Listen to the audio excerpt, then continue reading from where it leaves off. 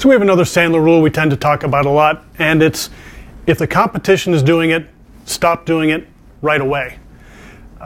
Think back to the olden days when Xerox had the commercial and all the other sales guys were trying to sell somebody and they said, hey, it's just like a Xerox. And then the end, as you remember, the Xerox guy came in and said, it is a Xerox.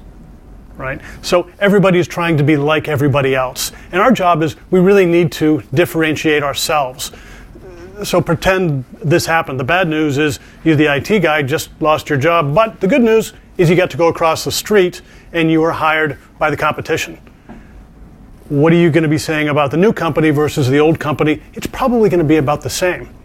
So a couple of things to differentiate yourself. Number one, stop selling. Stop looking and sounding like a traditional stereotypical salesperson. Number two, develop a 30-second commercial that really identifies the problems that people have before you show up and solve them. It's not all about features and benefits. It's not about how wonderful you are. Make it about them. Do a better job of bonding and rapport. One of the things we spend a lot of time here with Sandler is on DISC, D-I-S-C. And if you're familiar with that, it's about having to get a little bit out of your comfort zone and communicating in somebody else's style, in your prospect's style. So that is sometimes a little bit of a challenge.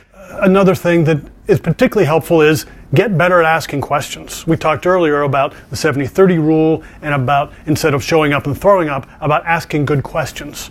And get rid of your pitch mentality. If I had a nickel for the people that came up to me and say, hey, I really need a better pitch, and I cringe, get rid of that pitch mentality and replace it with a conversation mentality. Having a normal conversation with normal people about what's going on with them, it helps you create equal stature and you don't look like every other salesperson who's darkened their doorway.